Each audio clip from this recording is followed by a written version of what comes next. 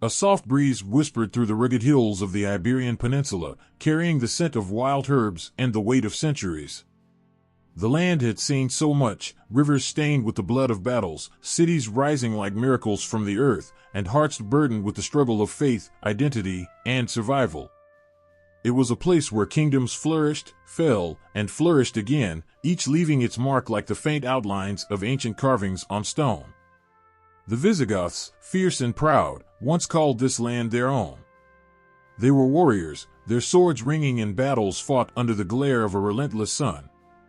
But beyond the clamor of war, there was a surprising gentleness. They built churches with high, arched ceilings that seemed to reach for heaven, their walls adorned with mosaics shimmering like captured light. They dreamed of unity, weaving the threads of Roman law, Gothic tradition, and Christian faith into a fragile fabric of governance. Yet, fragility was their undoing. Beneath the surface, rivalries simmered, and in the cracks of their kingdom, history waited, patient and unyielding. When the Moors arrived, they brought with them a brilliance that the land had never seen. Their horses thundered across the plains, their banners flying like fragments of the night sky. And then came their cities, Córdoba, Granada, Seville, each a masterpiece, shimmering with the promise of knowledge, art, and innovation. Their libraries brimmed with books, their streets hummed with poetry, and their gardens bloomed as if touched by the hand of paradise. In the cool shade of their courtyards, the sound of water cascading in fountains offered solace from the scorching sun. It was a time when the stars above seemed closer to the earth. Scholars pored over ancient texts, blending the wisdom of Aristotle and Ptolemy with the practical knowledge of their own age. They studied the heavens, crafted intricate instruments, and dared to dream of what lay beyond. And yet, for all the brilliance, the land was never at peace. The Christians in the north, their hearts filled with a fierce resolve, clung to their faith and their lands with unyielding tenacity. It was a strange time, both beautiful and brutal. The Reconquista began not with triumphant marches, but with whispers. Families gathered around hearths, their faces lit by the flickering light of the fire, sharing stories of a time when their ancestors were free. They prayed for strength, their voices rising in songs that echoed across valleys and mountains. Over time, their resolve grew into action. Castles sprang up like stone sentinels on rocky peaks, each one a fortress of defiance against the tide of change. Battles were not just fought with swords, but with spirit. A single moment could swing the course of history, a knight charging into a hail of arrows, a queen standing firm despite the odds, a simple farmer refusing to yield his land. The Reconquista was as much a struggle of identity as it was of conquest. The Christians believed they were reclaiming what had been taken, each step southward a return to what they saw as the rightful order. And as they marched, they carried with them the relics of their faith, crosses, chalices, and the hope of redemption. Amid the clashing of swords and the burning of cities, there were moments of shared humanity. A Moorish doctor might tend to a Christian knight, their silent understanding speaking volumes. A Muslim poet might compose verses on the beauty of a land that belonged to all and yet to no one. A Jewish merchant might navigate between both worlds, his knowledge of languages and cultures a bridge in a time of division. The Jewish communities of the Iberian Peninsula lived as both witnesses and participants in this unfolding drama. Skilled in medicine, science, and trade, they were respected and reviled, celebrated and persecuted, often depending on the whims of rulers and the tides of history. They built synagogues of breathtaking beauty, their walls etched with patterns that seemed to carry the weight of their prayers. In the quiet of their homes, families would light candles and pass down stories of their ancestors, their faith a constant flame in a storm of uncertainty. The land itself bore witness to these changing tides. Rolling plains soaked in golden sunlight, snow-capped mountains looming in the distance, rivers carving paths through ancient forests, it was as if the very earth carried the memories of all who had walked upon it. The land absorbed the prayers of monks, the chants of imams, and the hymns of rabbis. Its stones bore the marks of swords and the tread of pilgrims. Its hills hid the ruins of castles and the echoes of battles long past. And through it all, there was always hope. Hope that the strife would end, that understanding might grow where division had reigned. In the cold dawn after a night of battle, a mother might whisper a prayer for her child. In the stillness of a temple or a mosque, a worshiper might seek guidance in the face of uncertainty. In the quiet of a study, a scholar might write words that would outlast kingdoms, planting seeds of knowledge that would flower centuries later. The Iberian Peninsula was not just a land of kings and warriors, of scholars and poets. It was a place where ordinary people lived extraordinary lives. They laughed, loved, and mourned under the same sky, their stories weaving together to form the intricate tapestry of history. Every choice they made, every step they took, added a thread to that tapestry, bright, dark, golden, or blood red. And so the peninsula waited, its hills, rivers, and valleys carrying the weight of its people's hopes and sorrows, their dreams and their fears. It was a land that held its breath, knowing that what came next would shape the world in ways no one could yet imagine. The heavy wooden doors of the royal court creaked open, their sound echoing through the vast hall like the sigh of centuries. Two figures stepped forward, side by side, their footsteps firm on the cold stone floor. Ferdinand of Aragon and Isabella of Castile, two names that would be etched into history, stood together, their faces illuminated by the golden light of flickering torches. This was no ordinary union, it was a meeting of determination and vision, a bond that would shape the fate of a kingdom and beyond. Their marriage was more than love or convenience. It was a bridge between two powerful realms, Castile and Aragon, that had long existed as separate entities, each with its own ambitions, struggles, and dreams. But in their union, the dream of a united Spain began to take shape. Together, they ruled with a singular focus, their differences melting into a shared resolve. Their court was a blend of Castilian strength and Aragonese strategy, a place where decisions were made not with hesitation, but with a confidence that left no room for doubt. Yet, outside the walls of their court, the land was fractured. The south, the jewel of Al-Andalus, was still under Muslim rule. Granada, a city of breathtaking beauty and wealth, stood as the last stronghold of a once great Moorish empire. Its palaces, with their intricate carvings and cool marble halls, whispered stories of centuries of splendor. But those whispers were drowned by the sound of marching armies and the clash of ambitions. Ferdinand and Isabella were determined to complete the Reconquista, to see the banners of Christianity raised above the Alhambra. The siege of Granada was not just a battle, it was a test of endurance and will. For months, the city held its ground, its defenders clinging to hope as supplies dwindled and the cries of the wounded filled the air. From the Spanish camps, the sight of the Alhambra's red walls glowing under the evening sun was both awe-inspiring and maddening. Soldiers whispered of the treasures within, while priests prayed for victory. And when the city finally fell, it was not with a roar, but with a solemn handover. Boabdil, the last Moorish king, handed the keys of Granada to Ferdinand and Isabella, his eyes filled with tears. As he rode away, legend says his mother chastised him, "Weep like a woman for what you could not defend as a man." Granada was not the only chapter in their reign that stirred emotions. With victory came decisions that would scar the soul of their nation. The expulsion of the Jews, announced in 1492, was a decree that tore families apart and emptied homes.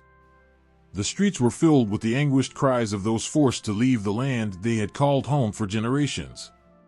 Some clung to their faith, leaving behind their possessions and memories. Others chose conversion, but even then, suspicion followed them like a shadow.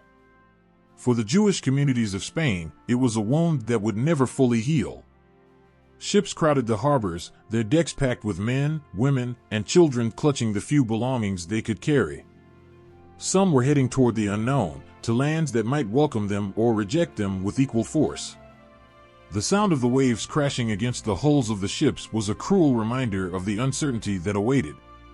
Yet amidst the heartbreak, there were acts of quiet bravery. A mother soothing her crying child, an elder whispering prayers under their breath, a young man vowing to build a future far from the only home he had ever known. As the fires of war and exile burned, another spark was lit in the court of Ferdinand and Isabella. A Genoese sailor, his eyes filled with dreams of uncharted seas and hidden lands, stood before them with a bold proposal. Christopher Columbus was his name, and he carried maps that seemed more like riddles than guides, his words painting visions of wealth and glory waiting across the Atlantic. His conviction was unshakable, and though many doubted him, the monarch saw in his eyes a reflection of their own determination. When Columbus set sail, it was under their banners, the hopes of Spain riding on the creaking timbers of 3 small ships. The Santa Maria, the Pinta, and the Nina were more than vessels, they were symbols of ambition, of the human spirit's refusal to accept limits. On the decks, sailors whispered prayers and curses, their hearts torn between fear and wonder at the endless horizon. The waves that carried them were merciless, the wind their only guide, and yet they pressed on, driven by a dream that was too powerful to abandon. And then, one day, land appeared, a sliver of green breaking the monotony of blue. Columbus fell to his knees, his heart pounding as he kissed the earth. But this was only the beginning. What followed was a tide of events that would change the world forever. Gold, spices, and stories of strange lands poured into Spain, fueling both awe and greed. The dawn of overseas exploration was not gentle, it was a storm that swept across oceans and continents, leaving nothing untouched. Through it all, Ferdinand and Isabella watched as their kingdom transformed. They were no longer just rulers of Spain, they were architects of an empire. Their decisions, for better or worse, laid the foundation for a legacy that would echo through the ages. Their reign was a time of triumphs and tragedies, of light and shadow, each moment etched into the soul of a nation. The stars hung low in the night sky, shimmering like scattered jewels on black velvet. On the deck of a small wooden ship, Christopher Columbus stood silently, his hands gripping the railing. The sea stretched endlessly around him, dark and mysterious, its waves whispering secrets that only the brave dared to hear. In the silence, there was a tension, a question unanswered. Was he chasing a dream, or would his name be spoken for centuries to come? The journey had not been easy. The Santa Maria, the Nina, and the Pinta were not mighty vessels of legend, but modest ships, their wooden planks creaking with each roll of the sea. On board, the crew wrestled with fear and doubt. They whispered of monsters lurking in the depths, of waters boiling with heat at the world's edge, of falling into a void where no man had ever returned. Each day stretched longer than the last, the horizon mocking them with its unchanging line of blue and nothingness. Columbus, however, was unshaken. In his heart burned a fire that no wave could extinguish, a belief that there was more to this world than anyone dared to imagine. He carried maps that told incomplete stories, fragments of knowledge pieced together with ambition and hope. And though his men muttered in frustration and fear, his voice rose above the crash of the waves, steady and commanding. "Hold fast," he would say. "We are closer than we think." The days turned to weeks, and then, on a cool October morning in 1492, a cry pierced the air. "Land!" The word surged through the ship like a tidal wave. Men scrambled to the deck, their tired eyes straining toward the horizon. There it was, a thin, green line breaking the endless blue. Some wept, others shouted prayers of gratitude, their voices mingling with the sound of gulls circling overhead. Columbus sank to his knees, his chest heaving as he kissed the rough wood of the deck. The dream was real. When they set foot on this new land, it was unlike anything they had ever known. The air was sweet with the scent of blossoms, the trees alive with colors so vivid they seemed otherworldly. The inhabitants, curious and gentle, approached with gifts and gestures of peace. Columbus marveled at the simplicity and beauty of this place, calling it paradise. But in his mind, wheels were already turning. This was not just a discovery, it was the beginning of something much larger, something that would shake the foundations of the world. Back in Spain, the news of Columbus's voyage spread like wildfire. Gold, exotic spices, and tales of boundless riches filled the air of the royal court. Ferdinand and Isabella listened with rapt attention as Columbus described lands of endless opportunity, their faces alight with ambition. It was not just a discovery, it was a key to power, wealth, and dominance. Spain, once fractured and battered by internal strife, now stood poised to become the heart of a vast empire. But the seas were not theirs alone. Across the Iberian Peninsula, Portugal watched with wary eyes. For years, Portuguese sailors had been charting their own paths, venturing along the African coast and dreaming of a route to India. Now, Spain's sudden leap into uncharted waters threatened to overshadow their efforts. The rivalry between the two nations, simmering for decades, now boiled over. Who would control these newfound lands? Who had the right to the wealth and glory they promised? The Pope, a man who held the power to mediate such disputes, drew an invisible line across the globe. The Treaty of Tordesillas, signed in 1494, divided the world between Spain and Portugal. To the west of this line lay the uncharted Americas, their treasures promised to Spain. To the east, Africa and the sea route to India were claimed by Portugal. It was a simple agreement on paper, but in reality, it was a challenge, a gauntlet thrown down in the name of ambition. The rivalry did not end with the signing of a treaty. Spanish and Portuguese explorers, driven by pride and the hunger for wealth, raced to outdo each other. They ventured further into the unknown, their ships braving storms and hostile waters. For every success, there were failures, ships lost to the sea, men who vanished without a trace. But the stakes were too high to turn back. The world was no longer as it had been. The age of exploration had begun, and there was no stopping it. For Columbus, the discovery of the Americas was only the beginning. He returned to the New World, his voyages growing more ambitious with each attempt. He dreamed of finding golden cities, of charting every inch of this unclaimed land. But the dream came at a cost. The once friendly natives grew wary of the strangers who took their land and disrupted their way of life. Conflict brewed, and with it came sorrow and loss that neither side could fully comprehend. The seas that had once seemed endless now carried ships back and forth, laden with treasures that dazzled the courts of Europe. Gold and silver poured into Spain, fueling dreams of power and splendor. But these riches carried shadows with them, shadows of greed, exploitation, and the human cost of empire. The world was growing smaller, but in its shrinking, it revealed depths of complexity and pain that could not be ignored. Through it all, Columbus remained a man of contradictions. To some, he was a hero, a visionary who dared to look beyond the horizon and challenge the limits of what was known.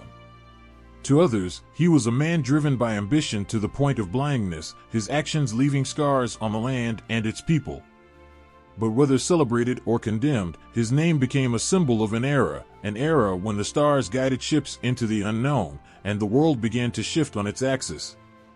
The jungle was alive with sound, birds calling, leaves rustling in the humid breeze, and the faint murmur of a distant river. Hernán Cortés stood at the edge of a dense forest, his heart pounding in his chest. Behind him, his men whispered nervously, their armor glinting under the filtered sunlight. Ahead lay the unknown, a land whispered to be rich beyond imagination, ruled by a powerful empire that would soon know the force of their arrival. But there was no turning back now. Cortés had burned his ships, both literally and figuratively, leaving himself and his men no path but forward. When Cortés and his expedition reached the grand city of Tenochtitlan, it was unlike anything they had ever seen. The city rose from the middle of a shimmering lake, its causeways stretching out like arms embracing the water. Towering temples pierced the sky, their stone surfaces decorated with intricate carvings. The streets bustled with life, merchants bartering, priests chanting, and warriors watching the newcomers with wary eyes. For a moment, even Cortés, hardened by years of conquest, felt a flicker of awe. But beneath that awe was a simmering ambition. This city, this empire, it would be his. The Aztec emperor, Moctezuma, received Cortés with both caution and generosity. Gifts of gold and precious jewels were offered, their brilliance dazzling the Spaniards, igniting a hunger in them that could not be quenched. But what began as a tense but peaceful exchange soon unraveled. Suspicion turned to hostility, and the fragile truce between the two sides shattered. The once bustling streets of Tenochtitlan echoed with the sound of steel clashing, cries of the wounded, and the desperate wails of a city under siege. When the city fell, it did not do so quietly. The great temples, once alive with prayers to the gods, became battlegrounds. The canals that had carried the lifeblood of the city now ran red with it. As Tenochtitlan crumbled, so did the empire it had ruled for centuries. Cortés stood amidst the ruins, the air thick with smoke and grief. He had won, but at a cost that left scars on the land and its people. Far to the south, Francisco Pizarro gazed across the towering peaks of the Andes.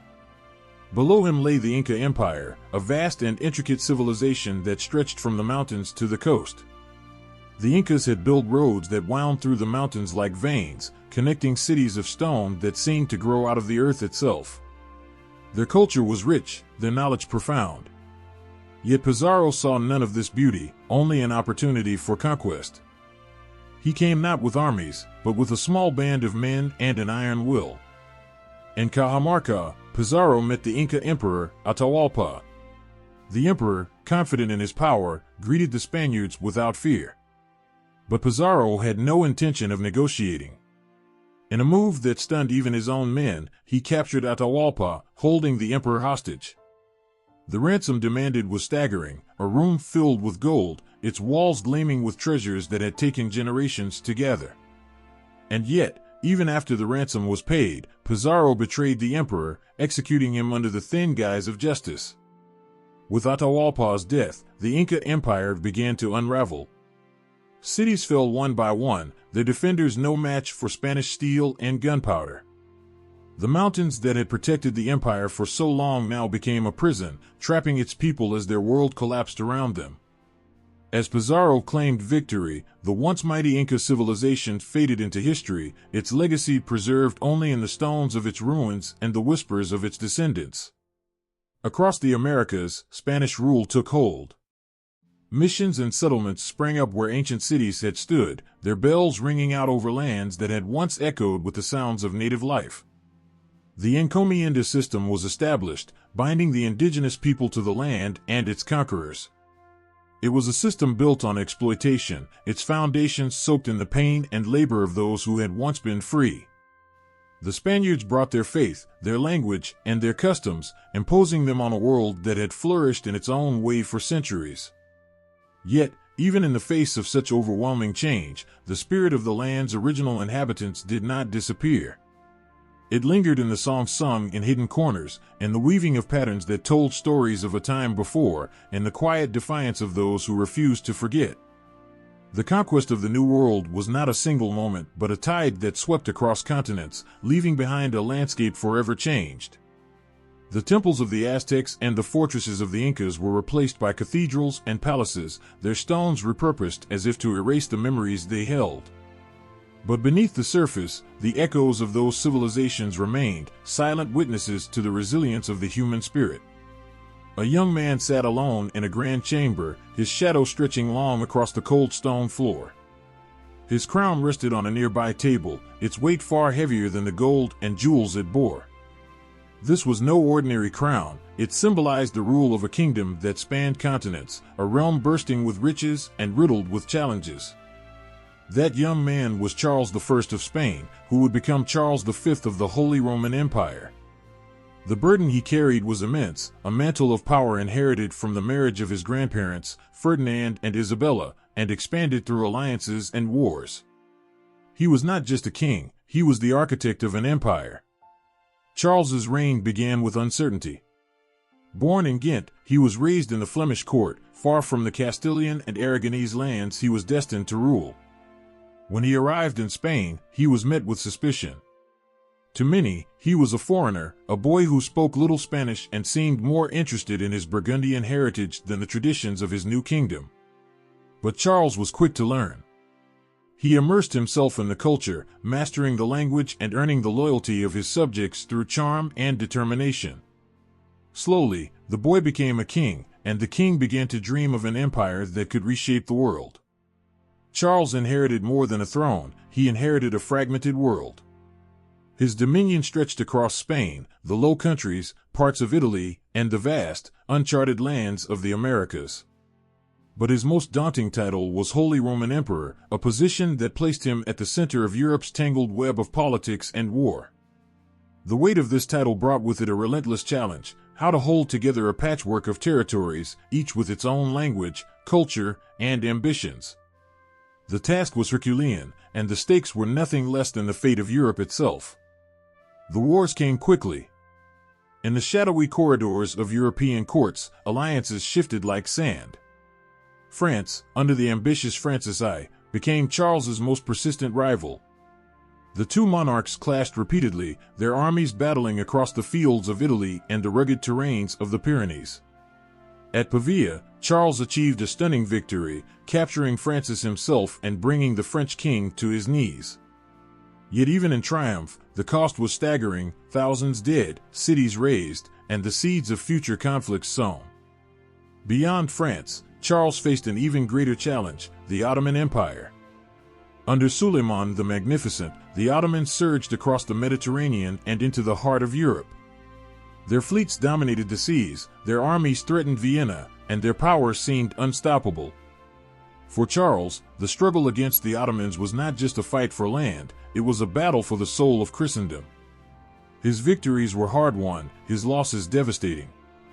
But through it all, he never wavered, his faith driving him to stand against the tide of history. At home, the challenges were no less severe. The Protestant Reformation, led by Martin Luther, tore through the Holy Roman Empire like a wildfire.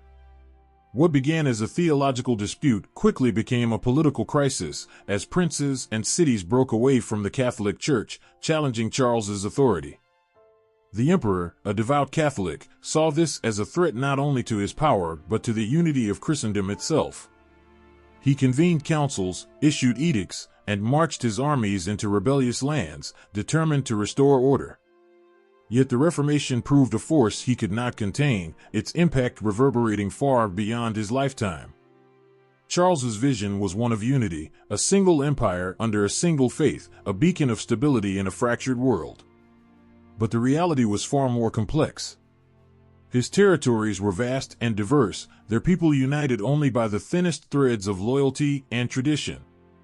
His armies, though formidable, were stretched thin, fighting on multiple fronts against enemies who seemed to multiply with each passing year. His coffers, filled with gold and silver from the New World, were constantly drained by the demands of war. Yet, amidst the turmoil, there were moments of triumph. In the Americas, Spanish explorers and conquistadors carved out new territories, bringing untold wealth to the empire.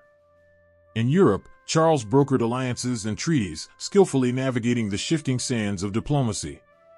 His court became a center of culture and learning, attracting scholars, artists, and thinkers from across the continent. Through sheer willpower, Charles held his empire together, defying the odds and silencing his critics. But even the strongest man has his limits. As the years passed, the weight of the crown grew heavier. The wars dragged on, the rebellions multiplied, and the dream of a unified Christendom slipped further out of reach. Charles's health began to fail, his body worn down by years of battle and the strain of rule. In a moment of profound humility, he chose to abdicate, dividing his empire between his son, Philip II, and his brother, Ferdinand. It was a decision born not of defeat, but of wisdom, a recognition that no single man could bear the burden of an empire so vast, so complex, and so deeply divided. As Charles retreated to a monastery in Spain, he left behind a legacy that would shape the course of history. He had ruled not as a conqueror, but as a steward, striving to hold together a world that seemed destined to tear itself apart. His empire, though flawed, stood as a testament to the power of ambition and the resilience of the human spirit. And while the crown may have rested heavy on his head, it was a weight he bore with dignity, leaving a mark that time could never erase. The salty wind tore through the sails as the ship creaked and groaned under the strain of an endless ocean. For weeks, the horizon had offered nothing but water, vast, unyielding, and mysterious. Among the crew, whispers of fear and doubt grew louder with each passing day. But standing at the helm, Miguel López de Legazpi gazed ahead with a mix of resolve and wonder. Somewhere out there, beyond the rolling waves, lay uncharted lands, untapped riches, and the promise of a new chapter in the empire's story. His heart, though heavy with the unknown, burned with a purpose that drowned out the doubts. The Pacific was unlike any sea the Spaniards had known. Its expanse seemed infinite, its depths unknowable. When Ferdinand Magellan had first charted its waters decades earlier, it had claimed his life, leaving behind a legacy of daring and tragedy. Yet, for all its dangers, the Pacific called to them, a glittering pathway to lands that whispered promises of spice, gold, and glory. Legazpi and his men pressed forward, guided by maps scrawled with guesswork and stars that seemed just out of reach. When the Philippines finally rose on the horizon, it was like a mirage made real. Islands scattered across the sea, their shores alive with green forests and golden sands. The scent of unfamiliar blooms wafted through the air, mingling with the salty tang of the ocean. Legazpi's men, weary and battered, felt a flicker of hope. But this was no Eden waiting to be claimed. It was a land rich in its own traditions, its people proud and fiercely protective of their home. The encounters were tense at first, filled with gestures and words that neither side understood. Yet through cautious trade and hesitant smiles, a fragile bond began to form. But Spain's ambitions were not content with coexistence. Slowly, the bond turned to conquest. Blood was spilled, and the earth soaked in the grief of those who resisted. Yet, even in the shadow of conflict, the Spanish brought their faith, their culture, and their will to build something that would endure. In Manila, a city began to rise, its foundations both literal and symbolic. It became a hub of commerce, its ports alive with ships carrying goods from across the world. The galleon trade transformed the Philippines into a bridge between East and West, connecting Asia's spices, silks, and porcelains with the Americas and Europe. For the Spanish Empire, Manila was more than a city, it was a dream made real, a beacon of what human ambition could achieve even in the face of unimaginable odds. Far to the west, across the Atlantic, Spanish expansion in the Americas surged forward like a river breaking its banks. Vast stretches of land, from the deserts of Mexico to the jungles of South America, came under Spanish control. Explorers like Francisco de Orellana ventured into the Amazon, their small parties swallowed by the lush, untamed wilderness. They braved dangers that defied belief, ravenous beasts, treacherous rivers, and indigenous peoples who saw them as invaders rather than pioneers.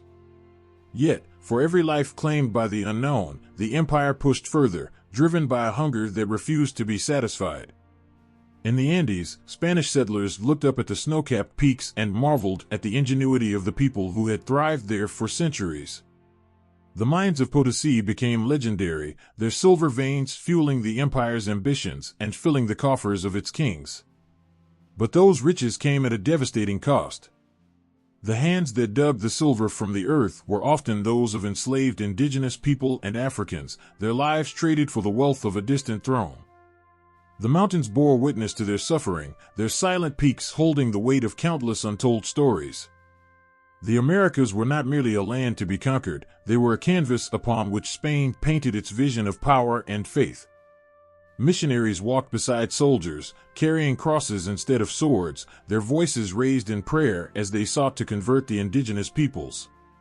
Churches rose in the heart of newly formed cities, their bells echoing over lands that had once worshipped other gods. Yet, even as the Spanish imposed their beliefs, they could not erase the soul of the land. Indigenous traditions, languages, and stories endured, weaving themselves into the fabric of this new, complicated world. The Pacific and the Americas were bound together by a shared thread, the galleons that sailed from Manila to Acapulco and back again. These ships were lifelines, carrying goods, people, and ideas across vast distances.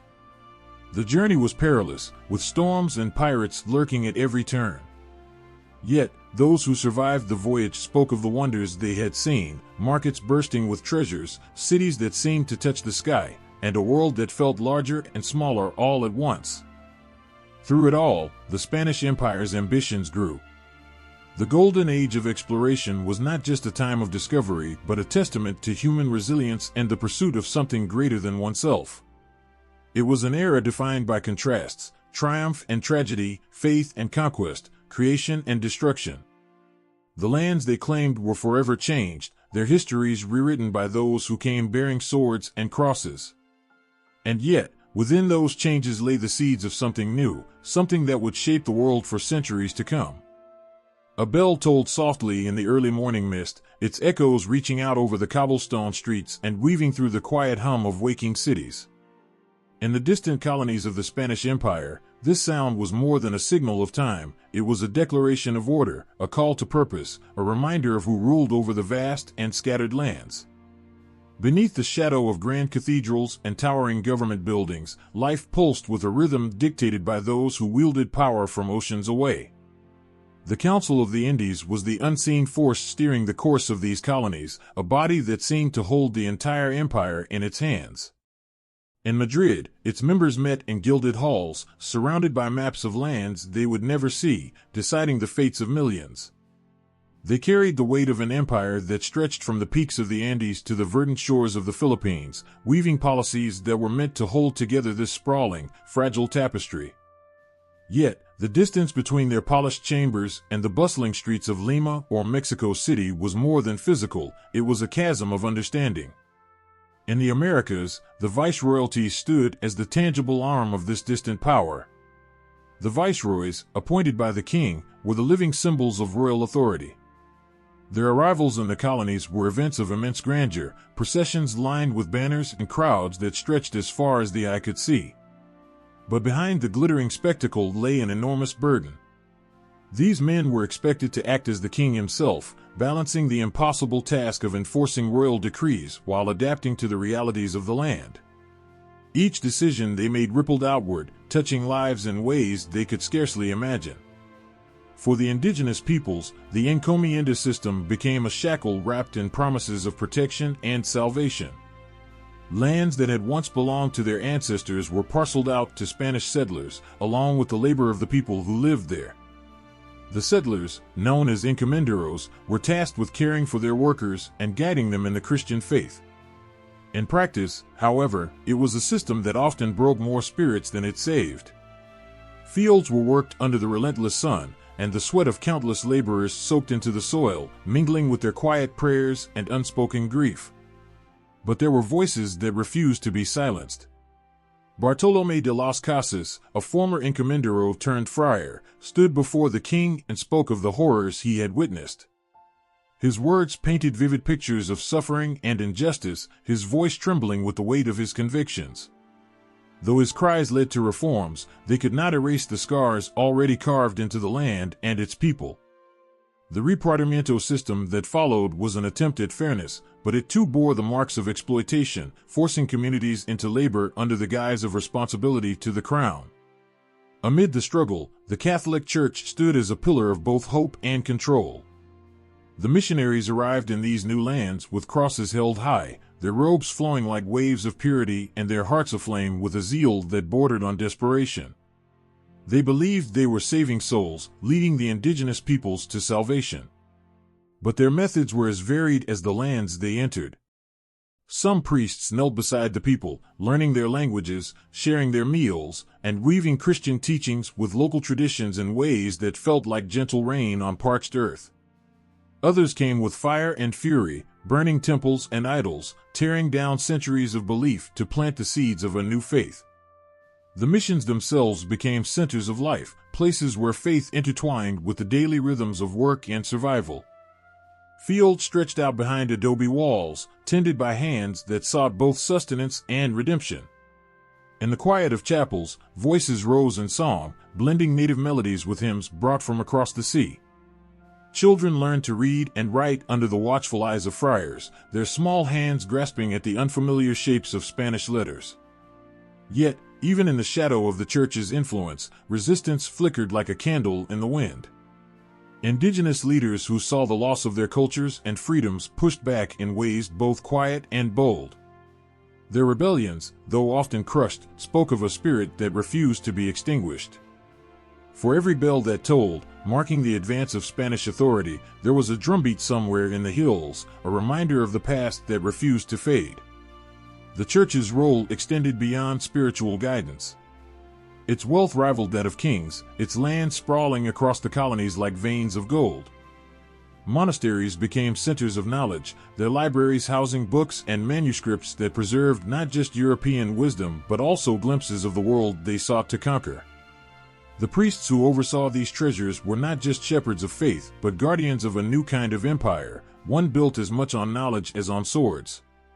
In the grand plazas of colonial cities, the cathedral stood as a reminder of Spain's power and piety. Its spires reached toward the heavens, its altars adorned with gold that spoke of both divine glory and human greed. The faithful gathered within its walls, their prayers mingling with the scent of incense and the echoes of sermons.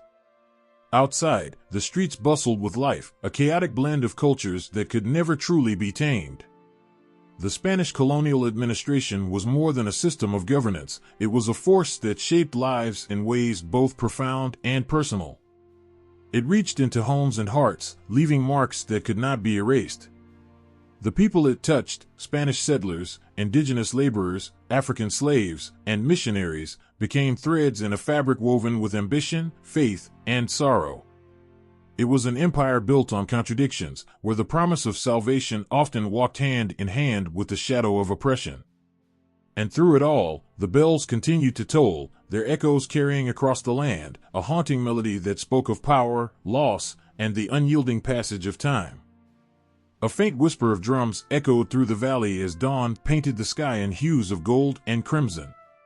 The rhythmic beats spoke a language older than any spoken tongue, carrying the stories of ancestors who had once walked the same earth. Nearby, a church bell tolled, breaking the stillness, its chime calling the faithful to morning prayer. In this land, where two worlds collided, the sound of the bell and the beat of the drum wove together a haunting melody, one of defiance, adaptation, and survival. When the conquistadors first set foot on the soil of the Americas, they carried with them the weight of an empire and the certainty of their mission. They saw themselves as bearers of light, sent to conquer not just lands, but souls. But the people who stood before them, the Aztec priests, the Inca warriors, the Maya scribes, were not shadows waiting to be illuminated. They were guardians of civilizations vast and complex, with gods who demanded offerings, calendars that mapped the stars, and histories etched in stone. The resistance began not with swords, but with silence. When forced to kneel before foreign crosses, many indigenous peoples bowed their heads, but clung tightly to the gods of their ancestors. In the fields and the forests, they whispered prayers to the earth, to the rain, to the spirits that had guided their forebears for generations. It was a quiet rebellion, one that spoke of a refusal to forget. Yet resistance was not always silent. In the mountains of the Andes, the call to arms echoed loud and clear. Leaders like Tupac Amaru rose against the tide of conquest, their names becoming symbols of hope and defiance. Villages banded together, wielding spears against muskets, their courage a flame that refused to be extinguished. But the battles were uneven, and for every victory, there were losses that carved scars into the collective memory of a people. As the years passed, the resistance evolved. Where brute force failed, adaptation took its place. The vibrant traditions of the indigenous peoples began to intermingle with the rituals imposed by the conquerors. Temples once dedicated to the sun and the rain were repurposed into churches, their stones bearing the weight of new altars but whispering of old gods. The intricate patterns of native weavings found their way into garments worn to mass, each thread a quiet testament to a heritage that refused to fade. Mestizo culture was born in this crucible of conflict and coexistence. It was a blending of bloodlines and traditions, a mosaic that bore the marks of both conquest and resilience. In the bustling markets of colonial cities, you could see it in the faces of the vendors, hear it in the mix of languages, and taste it in the food that combined ingredients from opposite ends of the world. Each pot of stew simmered with flavors that told stories of survival and transformation. The architecture of the colonies became a testament to this fusion. Cathedrals rose from the ashes of ancient temples, their facades adorned with Christian saints carved in the likeness of indigenous deities. In Cusco, the capital of the Inca Empire, Spanish buildings stood atop Inca foundations, their walls a seamless blend of two worlds. The precision of the Inca stonework, with its interlocking blocks, bore the weight of arches and domes imported from Europe, creating structures that were as enduring as the cultures they represented. Art, too, became a canvas for this cultural blending. Paintings of the Virgin Mary often showed her garbed in native textiles, her serene face framed by symbols of fertility and life drawn from pre-Columbian traditions. Music, once played on pan flutes in the shadow of the Andes or strummed on guitars in Spanish courtyards, merged into melodies that carried the sorrow and hope of both peoples. But the blending was never without tension. For every element of fusion, there was a reminder of what had been lost. The songs sung in church carried undertones of laments for languages silenced, rituals forbidden, and lands taken.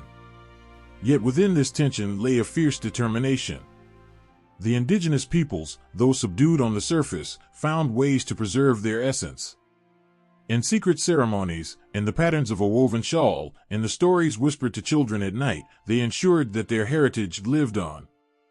The Catholic Church, a powerful force in the colonies, became both a tool of oppression and a vehicle for preservation. While priests baptized and converted, some also documented native traditions, seeing in them echoes of universal truths. Friars learned indigenous languages, recording them in grammars and dictionaries, unintentionally saving them from oblivion. In some cases, the very act of translation became an act of resistance, a way to keep the old stories alive under the guise of religious instruction. In rural villages, the annual festivals often bore a dual identity. On the surface, they celebrated Christian saints with processions and prayers. But beneath the surface, they carried echoes of ancient rituals. The masks worn in dances, the offerings laid at altars, the rhythms of the music, all spoke of traditions that had endured, adapted, and survived. These festivals became acts of defiance, celebrations of a heritage that refused to be erased. The mestizo culture that emerged was not a simple blending but a constant negotiation. It was a dance between old and new, a tug-of-war between memory and reinvention. In the faces of the mestizo children, you could see the legacy of both conqueror and conquered. In their songs, you could hear the echoes of both triumph and tragedy. Through it all, the people of the colonies carried a spirit of resilience that could not be broken. They bent under the weight of conquest, but they did not break. They adapted, they resisted, they blended, and they survived. This was a story of both loss and creation, a testament to the enduring power of culture and identity. In the interplay of Spanish and indigenous traditions, something profoundly human was forged, a culture that bore the scars of its history but also the beauty of its survival. The drums still beat, the bells still tolled, and together they created a melody that would echo through the ages. The sea was restless, a vast expanse of gray waves rolling under a storm-laden sky. The ships, grand and menacing, seemed to stretch endlessly to the horizon, their sails taut with the wind of destiny. On board, soldiers whispered prayers, their eyes darting toward the heavens. They carried swords polished to a deadly gleam and hearts heavy with the weight of an empire's expectations. This was Spain's great gamble, a fleet unmatched in scale, a symbol of power meant to crush an enemy and defend the faith. It was the Armada, a force that was supposed to rewrite the history of the world. Philip II, the solemn and resolute king, had envisioned this moment for years. He ruled with an unwavering belief in divine providence, convinced that Spain was the sword of God on earth. The heretics of England, led by their excommunicated queen, Elizabeth I, had challenged the Catholic faith and Spanish supremacy for too long. The affront was personal, not just political. Elizabeth, once courted as a potential ally, had humiliated him by rejecting his overtures and supporting pirates who plundered Spanish treasure ships. The time had come for Spain to strike. The Armada was more than a fleet, it was a floating empire, a congregation of warships carrying thousands of soldiers, priests, and mariners. Each vessel was a masterpiece of craftsmanship, adorned with the symbols of Spain's Catholic might. Cannons bristled along their sides, ready to rain fire upon the Protestant enemy. The sailors had been promised glory, the soldiers absolution, and the priests the triumph of the true faith. This was not merely war, it was a crusade. As the Armada set sail from Lisbon in 1588, the air was thick with hope and the scent of salt water. But the sea, indifferent to the ambitions of kings, began to show its teeth. Storms battered the fleet before it even reached the English Channel, scattering ships and dampening spirits. When the Spanish finally sighted the English coastline, they were not met with submission but defiance. The English navy, smaller but more agile, darted in and out of the Spanish formation, setting fire to the Armada's ships and shattering the illusion of invincibility. The night the fireships came was like a vision from hell. Flames danced on the water, turning the darkness into a nightmare of orange and black. Sailors screamed as masts toppled and decks collapsed. The smell of burning wood and flesh filled the air. Those who leaped into the sea found no salvation, only the cold embrace of the channel. The Spanish captains fought to regroup, their orders drowned out by the chaos. By dawn, the Armada was broken, a scattered shadow of its former glory. But the ordeal was far from over. The retreat northward around Scotland and Ireland became a voyage of death. The storms that awaited them were merciless, dashing ships against jagged rocks and swallowing men whole. Survivors washed ashore on foreign lands, their bodies broken, their spirits crushed. Of the 130 ships that had set sail, barely half limped back to Spain. Philip's grand vision lay in ruins, and the whispers of failure began to echo through the corridors of power. Yet Spain's resolve did not falter. Even in the face of this devastating loss, Philip turned his gaze back to the European continent, where Spain still held its dominance. The wars of religion, which had engulfed Europe in flames, were both a curse and an opportunity. France was torn apart by conflicts between Catholics and Huguenots, and the Holy Roman Empire struggled to maintain unity. Spain, with its immense wealth from the Americas and its formidable military, became the guardian of Catholicism and the arbiter of European power. The Spanish infantry, feared and respected across Europe, marched under banners emblazoned with the cross. In battlefields from the Low Countries to the Italian states, they proved their mettle, standing like walls against enemy assaults. The tercios, with their disciplined ranks of pikemen and musketeers, became a symbol of Spanish might, unmatched in the art of war. Spain's soldiers were not just warriors, they were instruments of divine justice, or so they believed. The conflicts were not merely about faith, they were about the balance of power. Spain's dominance threatened the ambitions of Protestant England, rebellious Dutch provinces, and opportunistic French factions. Each battle, each siege, was a high-stakes game where lives were the currency and the future of Europe hung in the balance. In Madrid, Philip's court was a world of contrasts. The grandeur of the Escorial Palace, with its austere beauty and solemn halls, mirrored the king's personality. Philip worked tirelessly, poring over reports from every corner of his empire, making decisions that would ripple across continents. Yet beneath his calm exterior, the weight of the empire's burdens bore down on him. The failures, the rebellions, the endless wars, each was a crack in the armor of Spanish supremacy. For the people of Spain, the era was one of both pride and sacrifice. They celebrated the victories in Europe, the treasures brought from the Americas, and the cultural flourishing of the Golden Age. But they also bore the cost of empire, taxes that drained their livelihoods, conscriptions that took their sons, and the shadow of the Inquisition that loomed over their faith. The common folk prayed for peace even as their rulers waged war. The wars of religion dragged on, their flames consuming generations. Spain, with its vast resources, seemed invincible, but the seeds of decline were already taking root. The strains of war, the cost of maintaining an empire that stretched across oceans, and the resistance of those who opposed Spanish rule all began to take their toll. But in the moment, Spain was a colossus, standing tall among the nations of Europe. Its faith unshaken, its armies unbeaten, its king unwavering. The defeat of the Armada was a wound, but not a death blow. Spain's story was far from over, its ambitions undimmed. The wars would continue, the struggles would endure, and the echoes of this era would resonate for centuries. The sea that had swallowed their ships could not drown their spirit. The land that had burned in conflict could not extinguish their fire. Spain's empire, for now, still stood tall, its shadow stretching far and wide.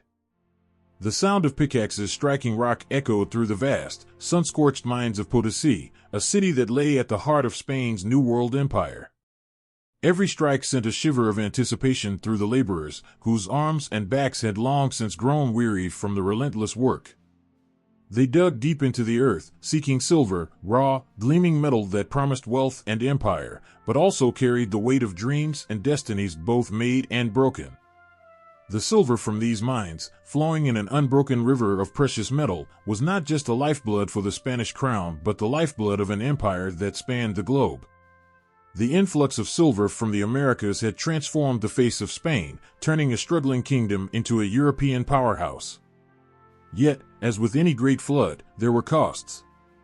The streets of Seville, bustling with merchants and traders, seemed to pulse with an air of dizzying prosperity. Yet beneath the surface, there were shadows of economic hardship, of inflation, of the clash between old ways and new, between rich and poor. Silver, the lifeblood of the empire, was also its curse. The silver poured into Spain like a torrent, a flood of shimmering liquid wealth.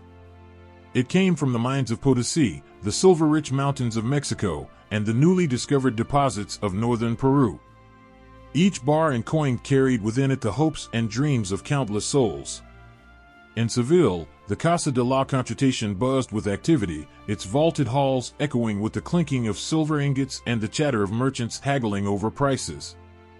This port city, the gateway to the New World, became the hub of a global trade network, connecting the riches of the Americas with the markets of Europe, Asia, and beyond. The influx of silver meant new opportunities and new fortunes. It allowed Spain to fund its vast empire, to build cathedrals and palaces, to wage wars and extend the reach of its influence. The silver helped pay for the great artists of the Spanish Golden Age, the writers who would pen tales of heroism and tragedy, the architects who would shape the cities of Spain into monuments of beauty and faith. Yet, as the silver flowed in, so too did the specter of inflation. Prices skyrocketed across Spain. Bread, once a staple of the working class, became a luxury item. The cost of living increased while wages remained largely stagnant. The rural poor, who depended on agricultural labor for their survival, found themselves increasingly unable to make ends meet. Inflation, like a disease, spread through the veins of Spanish society, leaving those at the bottom of the economic ladder struggling to keep up. The wealthy, with their access to land, capital, and influence, found ways to shield themselves, but for many, the promise of a silver-fueled prosperity became a hollow hope. The trade networks established by Spain were vast and intricate, stretching from the Caribbean to Asia. Merchants, traders, and sailors crossed oceans, connecting distant lands and cultures. From the golden rum of the Caribbean to the spices of the East Indies, the empire's networks of exchange made Spain one of the wealthiest and most powerful nations of the 16th and 17th centuries. Yet these networks also carried seeds of conflict and competition. The Dutch, the English, the French each sought to carve out their own share of the world's wealth, often at Spain's expense. The seas were not just routes of trade but battlegrounds, and the silver-laden galleons that sailed from the New World often became targets for corsairs and pirates. In Seville, the silver was a symbol of hope and destiny, but in Madrid, it carried the weight of sacrifice. Philip II, the austere and driven king, was both exalted and burdened by the flow of silver. He believed that Spain's power came from God, that it was his duty to defend the faith and expand the empire. Yet even he could see the price of this wealth. He watched as the flood of silver fed both the empire's grandeur and its decay. He saw the widening gap between rich and poor, the fear that the influx of precious metal would destroy rather than sustain. The flood of silver had turned Spain into a global empire, but it had also created fractures that threatened to tear it apart. The mines of Potosi were not just places of labor and industry, they were monuments to the empire's reach and ambition. The laborers, many of whom were forced into servitude, carried within them the silent resilience of those who had been broken but refused to surrender. They dug and mined with a determination born of desperation, of hope, of a dream of freedom, of a desire to leave something behind that would outlast their pain. They mined silver, but they also dug deep into the earth to find something beyond material wealth, a sense of belonging, a measure of dignity. Each ingot of silver carried with it the stories of the Americas, of resistance and adaptation, of cultures and traditions that refused to be erased. The indigenous people of the New World, despite the horrors of conquest and colonial rule, found ways to weave their own identities into the fabric of the empire. Mestizo culture emerged, a fusion of indigenous and Spanish influences, expressed in everything from art and architecture to language and spirituality. The cities that rose up in the wake of colonial settlement became melting pots of culture, where old ways and new collided and created something entirely unique. In the great cities of Mexico City and Lima, the blending of traditions could be seen in the churches, cathedrals of stone and faith, adorned with murals and frescoes that told stories of sacrifice and hope. The architecture, with its ornate facades and Baroque flourishes, spoke of an empire both powerful and conflicted, of a world being shaped by forces both foreign and familiar. Silver had flowed from the earth, but so had the spirit of resistance, adaptation, and survival. The silver, with all its promise and all its burdens, remained both a blessing and a curse. It had transformed Spain, allowed it to dream of empire, but it had also sown the seeds of its eventual decline. As the 17th century began, Spain faced internal strife, economic stagnation, and the rising power of other European states. The flood of silver, once a symbol of infinite possibility, now lay at the heart of an empire in crisis. Yet, even as the silver waned, the spirit of Spain endured. The echoes of its triumphs and struggles, its glories and sacrifices, would resonate across the centuries. Silver may have flowed from the earth, but the stories of those who made and lived the empire were far richer, far more complex, than any quantity of precious metal. In the heart of Madrid, beneath the towering spires of the royal palace, a small, quiet figure hunched over a desk, quill in hand. His name was Miguel de Cervantes, and his world was one of conflict, despair, and the quiet hum of a life spent mostly in obscurity. Yet within his mind, a universe swirled, a universe filled with brave knights, noble ideals, and impossible dreams. His pen moved swiftly, capturing the spirit of an age. Little did he know that his words would transcend time, echoing through history like the clashing of swords, forever immortalizing him as one of the greatest writers to have ever lived. Cervantes' Don Quixote, written in the early 17th century, would go on to become one of the most profound works of literature ever created, painting a world where fantasy collided with reality in such a powerful way that it made the reader question the very nature of both. Don Quixote, a man who believed so fiercely in the ideals of chivalry, set out on adventures that were as humorous as they were tragic. With his loyal squire, Sancho Panza, they charged at windmills, convinced they were giants. But their misguided adventures held a deeper meaning, a lesson about the human condition, about dreaming even when the world around you laughs. The golden age of Spanish art and literature was a time when the line between reality and imagination blurred, and artists and writers created works that transcended their time, weaving stories that would touch hearts for centuries. In the same moment that Cervantes captured the human struggle through words, the canvas came alive with colors and emotions, bearing witness to the soul of Spain. In the dim, golden light of his studio, Diego Velázquez stood before his canvas, brush poised. His hands were steady, his mind focused, but the subject before him, a simple scene of a royal court, was more than just a moment frozen in time. Velázquez painted not just the faces of kings and queens, but the very essence of their power, their vulnerabilities, their hidden lives. His Los Meninas would forever be a masterclass in perspective, and capturing not just the visible, but the invisible, the unspoken emotions, the power dynamics, the fleeting nature of life itself. His brushstrokes were not just art, they were a window into a world where the observer was just as much a part of the painting as the subjects within it. The painting spoke in whispers, inviting the viewer to question who they were looking at and who was looking at them. Behind Velázquez's work, another force was shaping Spain's cultural identity, the rise of Baroque art. The Baroque style, with its bold use of light and shadow, its emotional intensity, and its dramatic flair, swept through Spain like a wave, leaving its mark on both architecture and painting. It was a style that was not just seen, but felt, an overwhelming surge of emotion that hit the viewer like a storm. The paintings and sculptures of the time were designed to evoke awe, to stir the heart, to pull the soul into the very core of the scene before it. The Baroque style was not just about realism, it was about the passions that lay beneath the surface, the tumultuous sea of human experience that lay waiting to break free. At the same time, in the quiet corners of the Spanish kingdom, another artist captured the spirit of the age through his own vision. El Greco, with his elongated figures and hauntingly vibrant colors, painted a world that was at once strange and divine. His works, filled with emotion and otherworldly beauty, spoke of spirituality and struggle, of the connection between the human and the divine. His view of Toledo took the viewer not just into the city but into a storm of emotion, a landscape as turbulent as the mind of a man caught between two worlds. El Greco's work was not bound by the rules of tradition but was a glimpse into a world that felt both spiritual and raw, torn between reality and the celestial.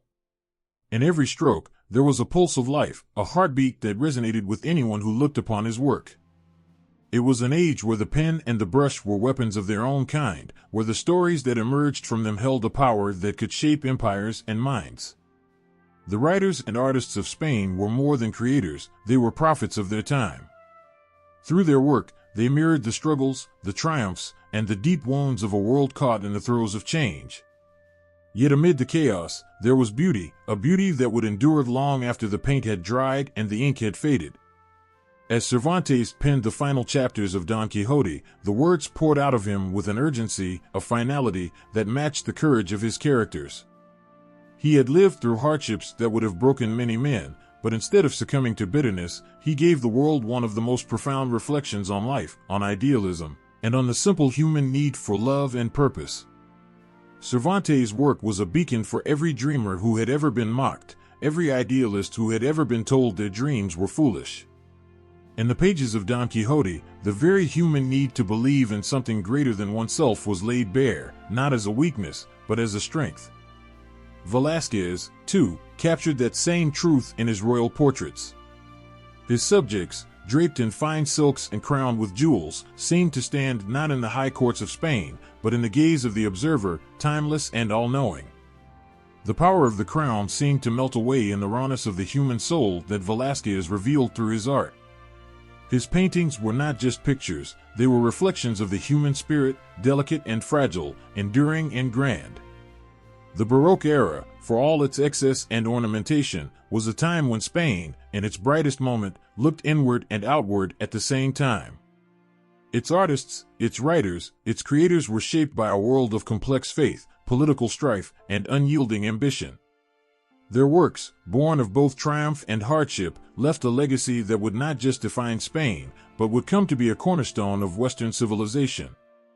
Through the brushstrokes of Velázquez, the words of Cervantes, and the divine visions of El Greco, Spain's golden age became a testament to the enduring power of art and literature. In their works, we find not just the faces of kings and queens, but the faces of those who lived and dreamed alongside them, the unseen, the unheard, the forgotten, and the eternal. The echoes of their stories would carry on, whispering through the centuries, a reminder of an age where the soul of Spain was captured in the deepest and most enduring of ways. In the quiet of a crumbling palace, the once grand halls now echoed with the sound of footsteps that seemed heavier with each passing day. The walls, once adorned with the finest tapestries and gilded portraits, now stood faded, tired, their colors drained by the weight of years that had not been kind. The emperor, once proud and commanding, now sat slumped in his chair, eyes hollow from the constant struggles that had drained his kingdom. The glory of Spain, that mighty empire that stretched across continents, was starting to crumble beneath the weight of its own ambition. The decline of the Hapsburgs had begun, and no amount of gold from the Americas, no matter how vast, could change the course of fate. It was the year 1618, and Europe was a powder keg waiting to explode. The flames of religious conflict, political ambition, and territorial disputes had been simmering for years, and now they burst forth in a war that would tear through the continent. The 30 Years' War, a brutal and unforgiving conflict, would leave deep scars on Spain's soul, scars that it could never fully heal. As Spain fought on the front lines, its power began to wither.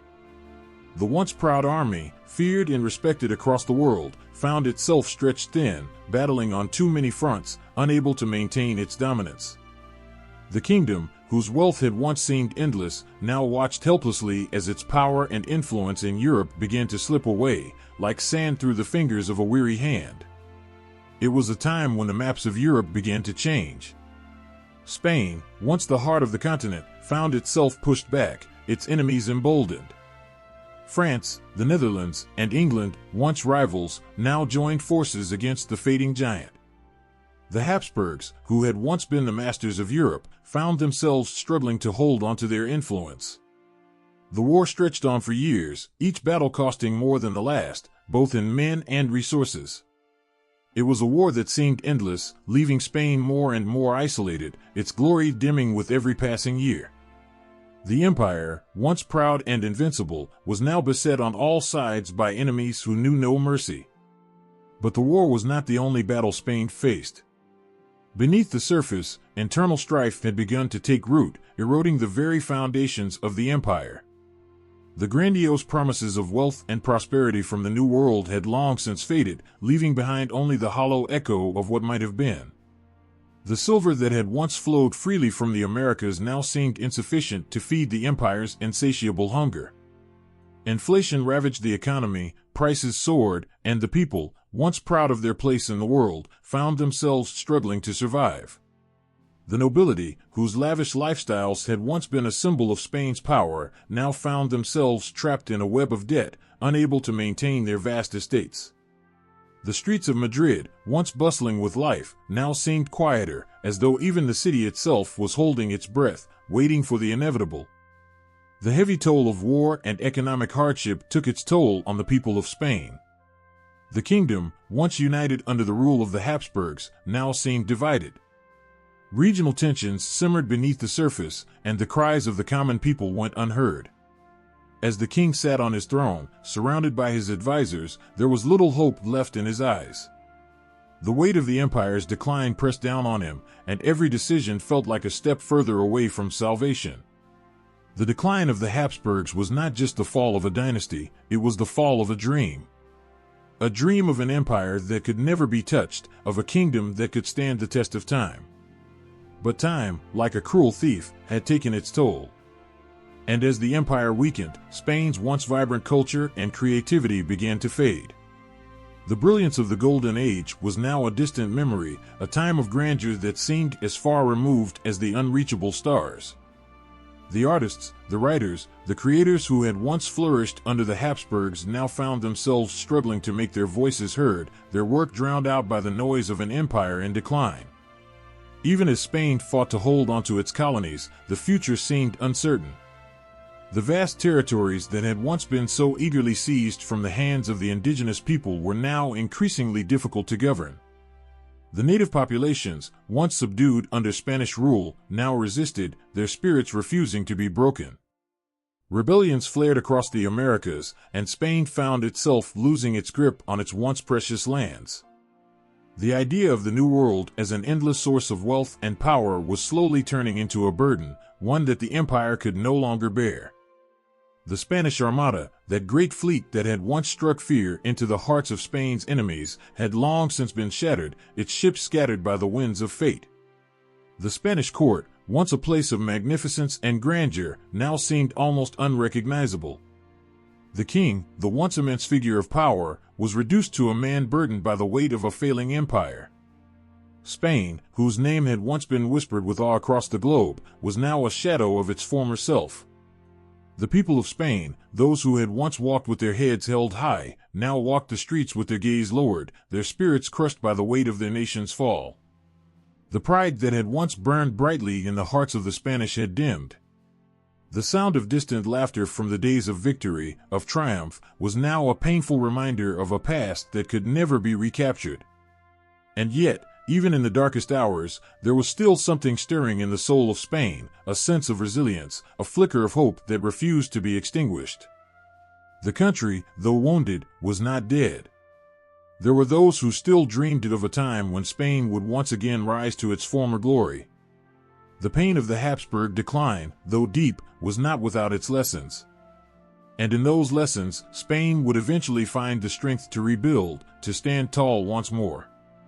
The road would be long, but the echoes of its former greatness would always live on in the heart of the people. The streets of Madrid were filled with the echo of horses' hooves and the clink of armor, a sound that seemed almost familiar after years of battle and uncertainty. But there was something different now, something in the air that couldn't be ignored, an uneasy tension, the feeling that something immense was about to shift.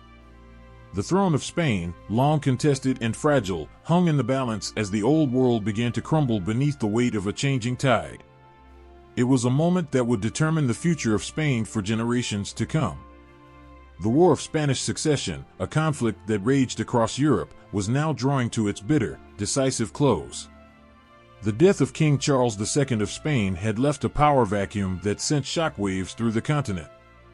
Europe, divided by political alliances and rivalries, held its breath as the question of who would take the throne of Spain became a matter of life and death for many. Would the throne pass to the Hapsburgs, the old imperial family whose name had been synonymous with Spain's greatness? Or would it fall to the Bourbons, a French family whose rise was tied to the ambitions of a young, dynamic king? The stakes were high, and the conflict tore at the very fabric of the Spanish Empire.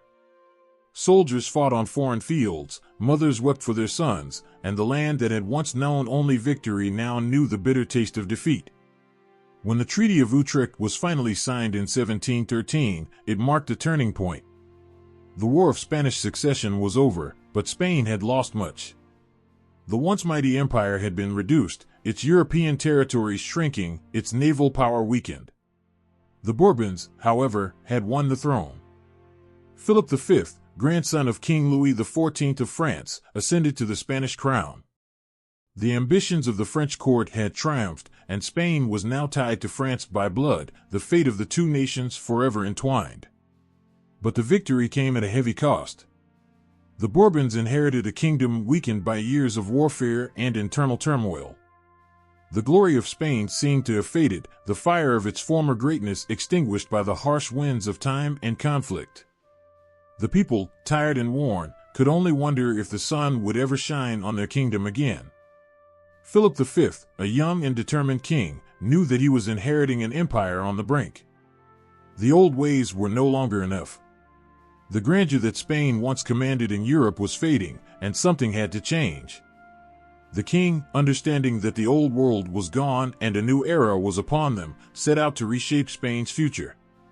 Reforms were his answer, a series of measures designed to modernize Spain, to bring it in line with the changing times. Under Philip V's rule, Spain would begin a slow and steady transformation, one that would not come easily, nor without sacrifice. The Bourbon king sought to strengthen the central government, to bring order to the empire's sprawling territories.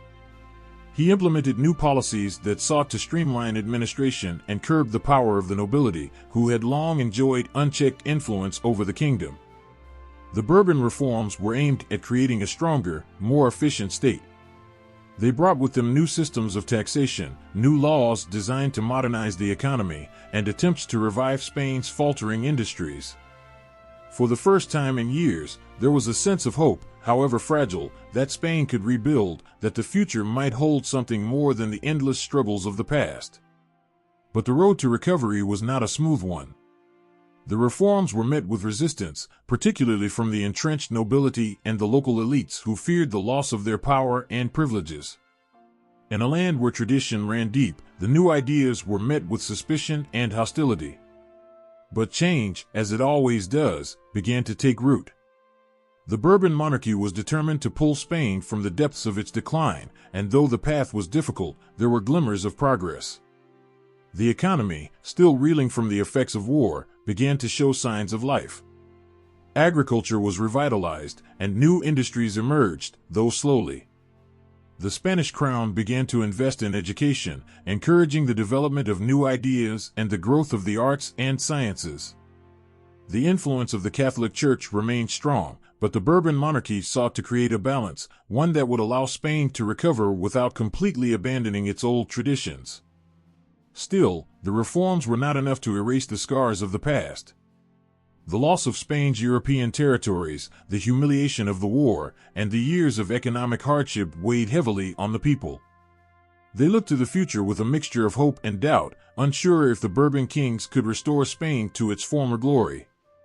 The memories of Spain's golden age, the time when the sun never set on the empire, were still fresh, and it was hard to imagine a time when those days could return.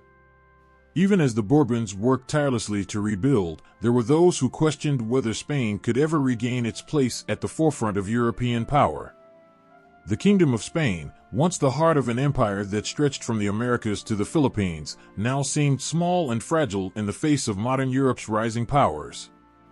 The golden age of Spanish exploration, the grandeur of the Spanish Armada, and the empire's vast riches now seemed like distant memories, fading into the past. Yet there was something in the air, a sense of resilience, a quiet determination that refused to be extinguished. The Bourbons, for all their struggles, had a vision for Spain's future. They were determined to revive the nation's glory, even if it meant fighting against the very forces that had once made Spain great. The Bourbon Reforms, though imperfect, marked the beginning of a new chapter for Spain, one that would take time to unfold, but one that held the promise of a brighter future. As Philip V looked out from his palace window, watching the sun set over the Spanish countryside, there was a flicker of hope in his heart.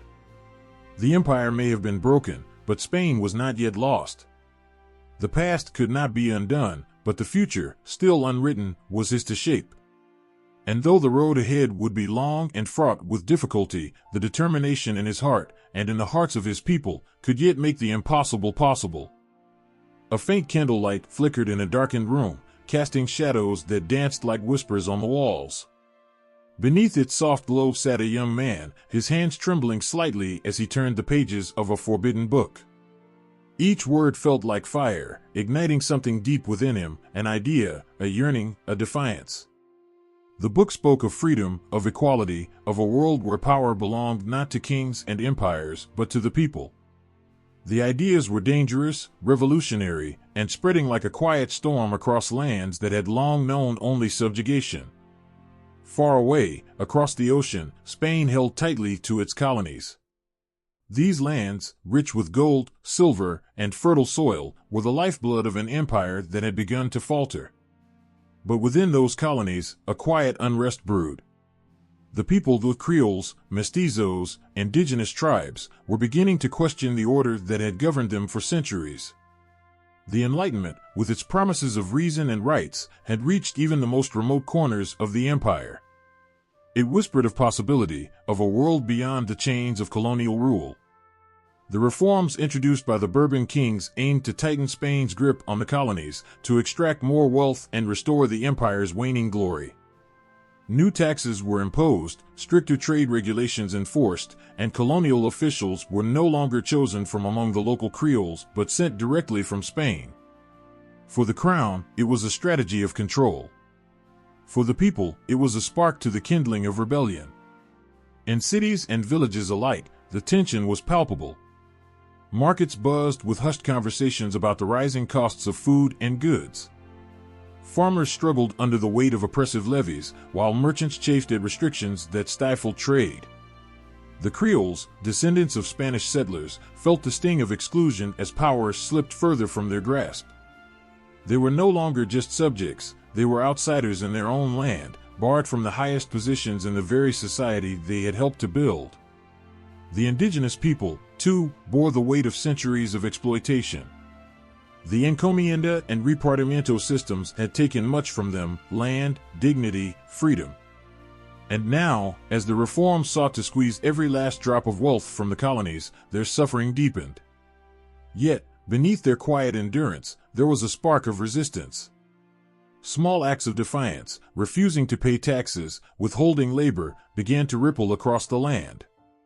In the grand halls of colonial administration, these rumblings of unrest did not go unnoticed. Spanish officials, burdened by their own fears of rebellion, sought to quell the growing discontent. But they could not stop the tide of Enlightenment ideas that poured into the colonies through books, letters, and whispers. These ideas gave voice to the unspoken dreams of millions. They questioned the divine right of kings, championed self-governance, and dared to envision a world where all men were created equal. The echoes of these ideas reached even the most unlikely places. A schoolteacher in Lima, reading by the dim light of dawn, would pause to wonder if his students might one day live in a free nation. A farmer in Bogota, resting after a day of backbreaking labor, would dream of a life where his children would not have to toil as he did. A merchant in Mexico City, poring over a shipment delayed by Spain's trade restrictions, would begin to imagine a future where he could trade freely, unbound by imperial decrees. The tension between colony and crown was no longer merely economic, it had become profoundly personal. Each new reform felt like an insult, a reminder of the distance between those who ruled and those who were ruled. The colonies had grown strong, their cities bustling with commerce, their people rich in culture and innovation. Yet they remained tethered to a motherland that treated them as nothing more than a resource to be exploited. In the streets of Caracas, in the plazas of Buenos Aires, in the fields of Peru, the seeds of revolution began to take root. The words of Enlightenment thinkers mingled with the frustrations of everyday life, creating a potent mix of anger and hope. The colonies, vast and diverse, were bound together by a shared longing for change. For some, the call to action was immediate and urgent. Secret societies formed in the shadows, plotting uprisings and drafting declarations. For others, the path to resistance was slower, marked by quiet acts of defiance. But for all, the dream of freedom burned brightly, even in the face of overwhelming odds. Spain, for its part, was caught in a struggle of its own. The empire was stretched thin, its resources depleted by endless wars and internal strife. The very reforms meant to strengthen its grip on the colonies had instead exposed its weaknesses. And as the Enlightenment spread across Europe, the ideals that had taken hold in the colonies began to resonate even within Spain itself. The old order was cracking, and the world that had once seemed so stable was now on the verge of collapse. In the colonies, the rising tide of unrest was not without its costs. Families were torn apart as loyalties divided. Friends became enemies, neighbors turned against one another. The fight for freedom was not a single, unified movement but a patchwork of struggles, each shaped by the unique history and culture of its people. Yet, in their diversity, there was a shared determination, a belief that the future could be different. The colonial reforms, meant to tighten Spain's hold, had instead sown the seeds of its undoing. The economic and political tensions they created were too great to contain, and the ideas of the Enlightenment too powerful to suppress. The people of the colonies, long bound by the chains of imperial rule, were beginning to break free, not just in their actions, but in their minds and hearts. As the candle burned low in the young man's room, he closed the book with a sigh, his heart pounding in his chest. He knew the path ahead would not be easy. He knew the cost of rebellion, the sacrifices it would demand. But he also knew that the dream of freedom was worth it. It was a dream that had been planted in the minds of his ancestors, nurtured by the struggles of his people, and now, finally, was ready to bloom. The sun was rising, casting its first light over the city. And as its warmth spread across the land, it seemed to whisper a promise: the dawn of a new age was near. The bells of Madrid tolled heavily, their somber echoes rolling across the city like a lament. In the crowded streets below, whispers turned to shouts, and shouts to cries of alarm. The French had crossed the border. Napoleon's armies, formidable and relentless, marched through Spain with a confidence that felt more like arrogance. The empire, once mighty, now stood on trembling legs. The year was 1808, and Spain found itself caught in the grip of betrayal. Charles IV, a monarch more concerned with court intrigues than governance, and his son Ferdinand, ambitious yet unsteady, had ceded their thrones under the guise of diplomacy. The Spanish crown was handed over to Joseph Bonaparte, Napoleon's brother, in an arrangement that humiliated a proud nation. For centuries, Spain had been a bastion of power, yet now, its sovereignty was handed over like a trinket at a marketplace. The people did not stay silent. In towns and villages, a fire was lit, not one of celebration, but of resistance. The Peninsular War began not with armies, but with ordinary people. Farmers and merchants, priests and beggars, they all took up arms in whatever form they could find. Rusty muskets, scythes, and even sharpened sticks became weapons in the hands of those unwilling to submit. The land itself became a battlefield. Rolling hills and dense forests hid guerrilla fighters who struck under the cover of darkness, vanishing before French forces could retaliate. They were not soldiers, they were defenders of a homeland threatened by the weight of an empire that sought to break it. Each skirmish, each act of defiance, carried with it the pain of loss, but also the spark of hope. In Madrid, the rebellion reached its crescendo on May 2, 1808. The people rose up, unorganized but fierce, against French forces stationed in the city. They fought in the streets, their cries mingling with the clatter of steel and the crack of gunfire. The rebellion was crushed by the French, but the spirit it ignited could not be extinguished. Across the country, towns declared their defiance, swearing allegiance to the old monarchy even as they prepared for war against an invader. Napoleon underestimated the strength of the Spanish heart. His forces, skilled in the grand battles of Europe, were ill-prepared for the endless torment of guerrilla warfare. The Spanish fighters, or guerrilleros, became shadows, striking and vanishing like ghosts. They knew their land, its caves, its rivers, its mountains, and used it as a weapon against the French. Supplies were cut off, messengers intercepted, and the mighty imperial army began to bleed. Meanwhile, the Peninsular War drained not just Spain but the empire itself. Resources that might have gone to defend the colonies were redirected to fight Napoleon's forces. The Americas, sensing Spain's vulnerability, began to stir with their own desires for independence. Leaders in Venezuela, Mexico, and Argentina saw the opportunity in Spain's distraction. The bonds of colonial rule, already strained, began to snap. Napoleon, frustrated by the stalemate in Spain, sent reinforcements. His armies burned villages, executed prisoners, and sowed terror in a land that refused to kneel. But the Spanish resistance only grew stronger. The British, eager to weaken Napoleon, sent troops under the command of Arthur Wellesley, the future Duke of Wellington. Together with the Spanish and Portuguese, they turned the tide. The war became a test of endurance, a grinding struggle that left scars on both land and people. Fields lay fallow, their farmers turned fighters or killed. Cities once filled with laughter and music fell silent, their streets littered with rubble and ash. Families were torn apart as fathers, sons, and brothers marched off to fight, many never to return. Yet through the hardship, the will to resist never faded. In 1813, the tide finally turned. The Battle of Vittoria saw the allied forces of Spain, Portugal, and Britain decisively defeat the French. Napoleon's armies retreated, their once proud banners now symbols of defeat. The Spanish crown was restored to Ferdinand VII, a victory bittersweet.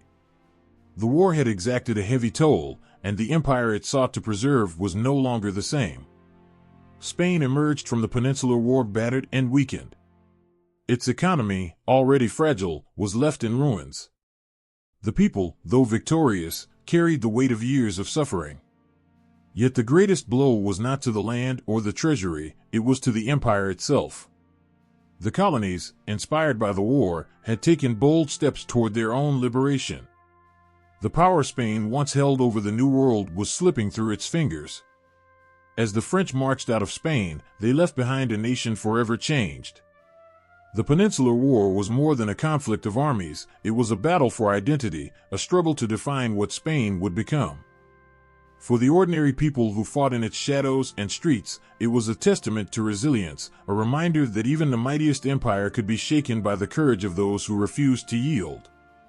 The air was heavy with anticipation, the kind that stirs just before a storm. In the halls of Spanish colonial palaces, fear whispered through gilded corridors. Across the vast mountains, plains, and jungles of Latin America, a different sound began to grow, the rising voices of revolution. For centuries, the colonies had labored under the weight of Spanish rule, but now the winds of change were blowing. They carried the echoes of rebellion, freedom, and a promise that the days of subjugation were numbered. In Caracas, a young man named Simón Bolívar stood before a restless crowd. His voice carried the fire of conviction, his words igniting something that had long been smoldering in the hearts of his people. Bolívar was not just a man of words, he was a man of action. He dreamed of a liberated South America, a place where no king or foreign power would dictate the lives of its people. But dreams alone would not bring change. It would take sacrifice, blood, and unwavering resolve. As Bolivar rallied his forces in the north, a different figure rose in the south. José de San Martín, calm and calculating, forged an army that would become legendary. His eyes, often focused on distant horizons, saw more than just landscapes. They envisioned a continent freed from Spain's grip. San Martín knew the cost of freedom, and he was willing to pay it. With his troops, he crossed the Andes, a feat so daring and treacherous that many thought it impossible. The mountains tested their strength, but the soldiers pressed on, their determination carving a path through snow and stone. The battles that followed were fierce. Fields that once grew crops became battlegrounds, and rivers ran red with the blood of those who dared to fight for a new future. The Spanish forces, though powerful, began to falter under the relentless waves of revolutionaries. Bolívar's victories in battles like Boyaca and Carabobo turned the tide in the north, while San Martín's triumphs in Chile and Peru shattered Spanish control in the south. These leaders were not alone in their struggle. Others emerged, driven by the same fiery passion for independence. Women, too, played their part, defying convention and risking their lives for the cause. Manuela Sáenz, Bolívar's confidant and ally, became a symbol of courage, standing side by side with the liberator as he fought for his people. Across the continent, indigenous fighters, mestizos, and former slaves took up arms, their voices joining the chorus of revolution. They were tired of chains, tired of being silenced, and they fought with the fury of generations denied their dignity. The Spanish crown, once so confident in its control, began to crumble under the weight of resistance. The colonies were no longer quiet. They roared with the demand for freedom, their voices echoing from the peaks of the Andes to the shores of the Caribbean. Each victory for the revolutionaries was a blow to the empire, a reminder that its era of dominance was ending. But victory did not come without its cost. Lives were lost, communities torn apart, and nations born from the ashes of war carried scars that would take generations to heal. Bolívar himself, the liberator, saw his vision of a united South America falter as divisions and conflicts arose among the newly freed nations. Yet, even as his dreams of unity unraveled, the independence he fought for remained a reality. By the time the last Spanish strongholds fell, the Americas were no longer colonies, they were nations, standing on their own. The empire that had once stretched across oceans and continents now faced a stark reality. Its rule in the New World was over. The bells of freedom rang out across the lands, their sound carrying the stories of countless heroes who had fought for a world where their children would be free. In the aftermath of war, the land stood quiet, as if catching its breath. The people, though weary, stood taller, their chains broken and their spirits unbowed. What they had achieved was more than a victory on the battlefield, it was a reclaiming of identity, a rediscovery of their own strength. The revolution had not just changed borders, it had changed hearts. A still, oppressive heat blanketed the streets of Havana, where the air carried the tension of a people caught between hope and despair. Across the ocean in Madrid, the corridors of power were filled with quiet murmurs, as Spain, once the master of a global empire, grappled with the unthinkable, the crumbling of its last colonies. The world was changing, and Spain's grasp on its fading empire was slipping like sand through weary hands. In Cuba, a small island with a big heart, rebellion flickered like a wildfire refusing to die. The people yearned for freedom, their cries echoing through the cane fields and mountains. Spanish soldiers, far from home, faced an enemy not just in the insurgents but in the very land itself, harsh jungles, relentless heat, and a growing sense of futility. For every victory Spain claimed, there were a dozen defeats in the shadows. The whispers of Cuban independence grew louder, fueled by the blood and sweat of those who refused to bend. Across the Pacific, in the Philippines, another struggle unfolded. There, the Filipino people, inspired by the words of leaders like José Rizal and the fiery actions of revolutionaries, began to rise. Spain, stretched thin and desperate to maintain control, lashed out with brute force. But the more it clamped down, the more the resistance grew, taking root in the hearts of ordinary men and women who refused to live as subjects any longer. The sound of rebellion, gunfire in the forests, shouts in the streets, the quiet defiance of those who would not yield, became a song of determination. Then came the spark that would ignite a global inferno. In the harbor of Havana, the American battleship USS Maine sat quietly, a symbol of rising U.S. interest in the Caribbean. Its sudden explosion in February 1898 shattered the night and sent shockwaves far beyond the shores of Cuba. Though the cause of the explosion remained shrouded in mystery, the United States seized the moment. The cry "Remember the Maine" swept across America, a rallying call for war. War came swiftly and brutally. The Spanish-American War was a conflict that would last mere months but would alter the course of history. In Manila Bay, the Spanish fleet, once proud and formidable, met the guns of the U.S. Navy. As the sun rose over the water, its light revealed the ruins of Spanish ships and the end of Spanish dominance in the Pacific. Admiral Dewey's victory was not just a military triumph, it was a symbolic one, a declaration that the old world of empires was giving way to a new order. In Santiago de Cuba, Spanish forces clung desperately to their positions as American troops, alongside Cuban rebels, closed in. The siege of Santiago was a desperate fight, marked by bravery and heartbreak on both sides. Spanish soldiers, far from their homeland, fought with the determination of men who knew this was their final stand. But the walls around them crumbled, both literally and metaphorically, as the weight of war and history bore down upon them. In Madrid, news of defeat after defeat arrived like a relentless tide. The people, already burdened by economic hardship and political instability, began to turn on their leaders. The government, trapped by its own pride and the ghosts of an empire that had once spanned the globe, could do little but watch as its colonies slipped away.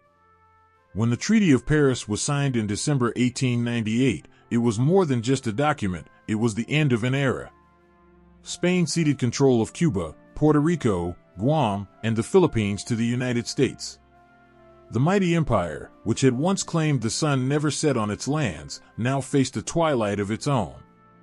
For Cuba and the Philippines, the end of Spanish rule was both a victory and a beginning. Independence came with new challenges, as the shadow of one colonial power was replaced by the influence of another. The people who had fought so hard for their freedom now found themselves navigating a new and uncertain future. For Spain, the loss was more than territorial, it was deeply personal. It marked the final unraveling of a story that had begun centuries earlier, with the dreams of exploration and conquest.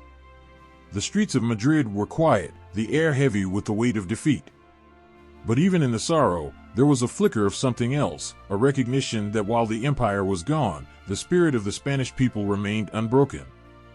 The loss of Cuba and the Philippines was not just a chapter in history, it was a turning point, a moment when the world shifted. The empires of old faded into memory, leaving behind stories of ambition, courage, and the unyielding human desire for freedom. And though Spain's colonial era ended in heartbreak, its legacy, of both grandeur and tragedy, remained etched into the hearts of its people and the lands it once ruled. The air hums with a melody that feels eternal, echoing through streets where the past dances with the present. In a small plaza in Mexico City, children play under the shadow of an ancient cathedral, its towering spires reaching toward the heavens. Nearby, a vendor flips tortillas on a hot griddle, the scent mingling with the laughter of families speaking Spanish, a language that has traveled oceans and centuries. Across the world, in Manila, church bells chime, their sound carrying a prayer once whispered in the courts of Spain. These moments are more than coincidences, they are fragments of a legacy that refuses to fade. When Spanish explorers ventured into unknown lands, they carried more than flags and swords.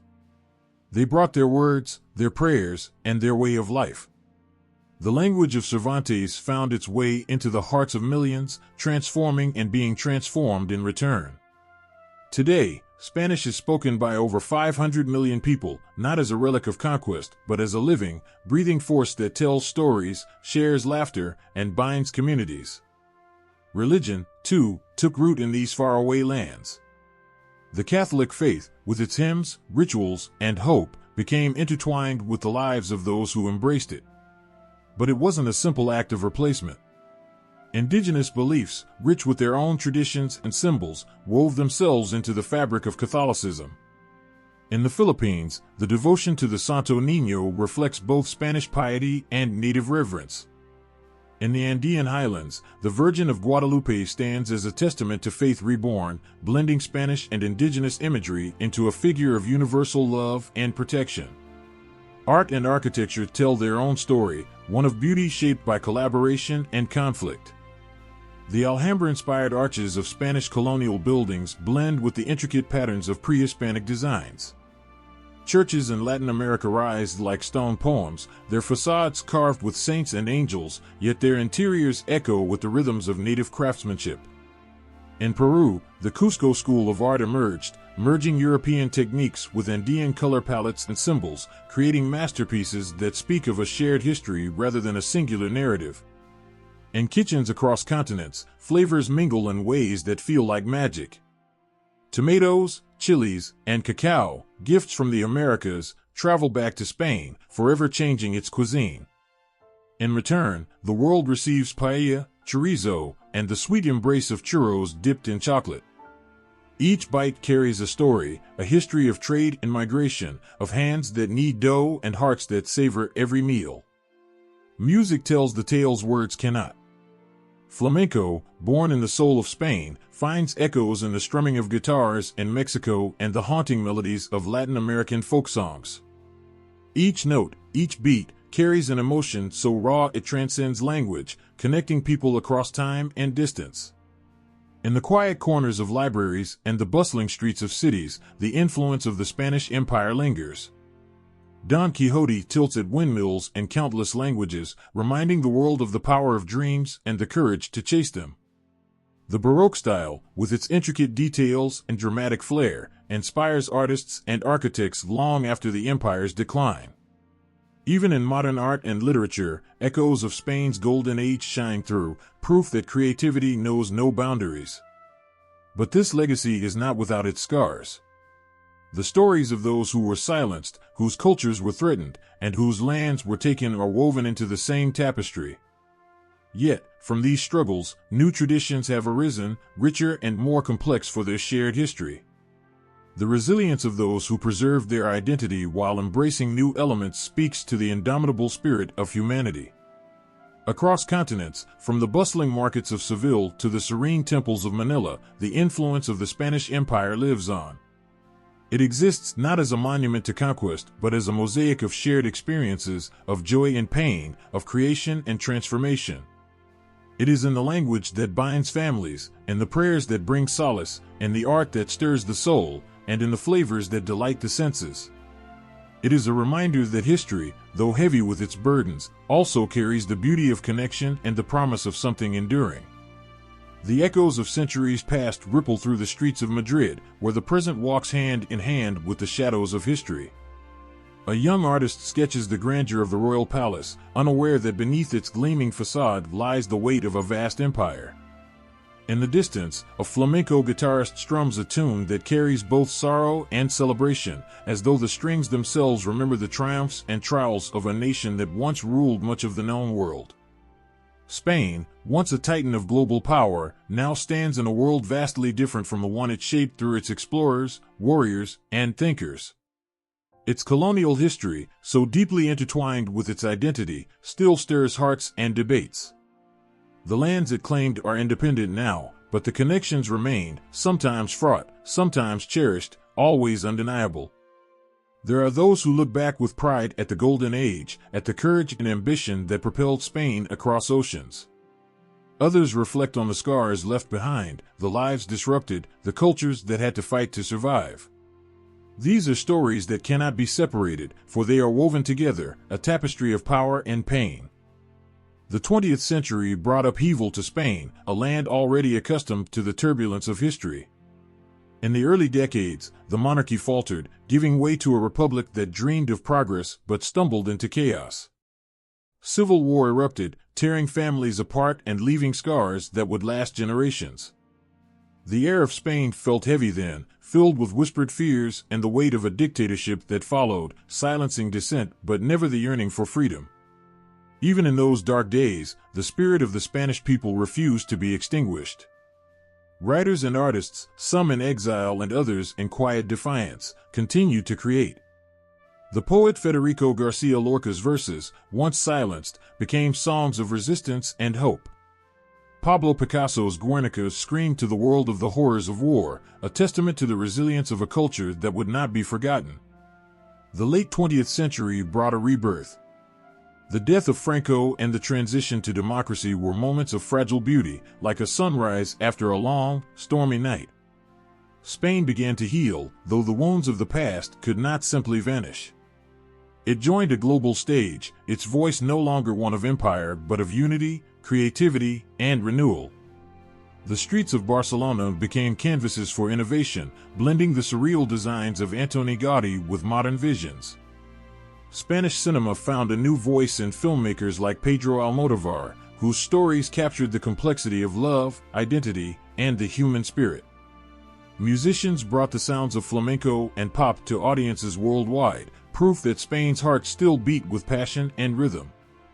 As the 21st century unfolds, Spain faces new challenges and opportunities. It stands as a bridge between continents, a member of the European Union, and a nation that cherishes its region's unique identities, Catalonia, Andalusia, Galicia, each a jewel in its crown.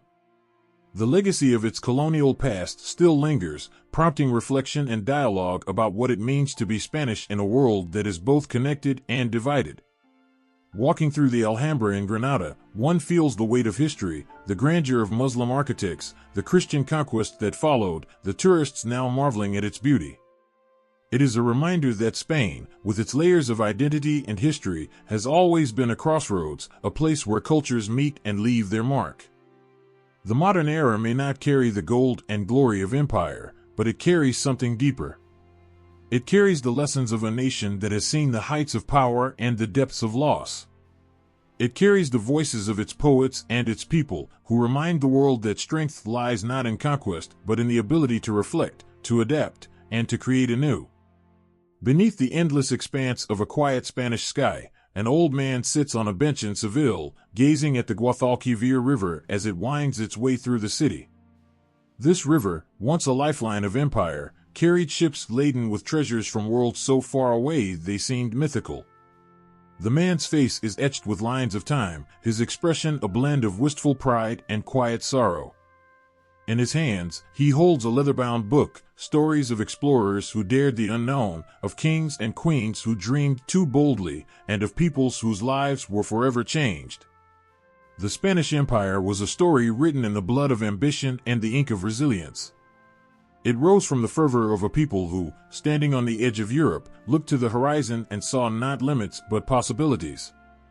It was a time when the very act of dreaming was revolutionary, when ships set sail not knowing what lay ahead, and yet they went, driven by hope, greed, faith, and a hunger to understand a world they could only begin to grasp. Its dominance was breathtaking.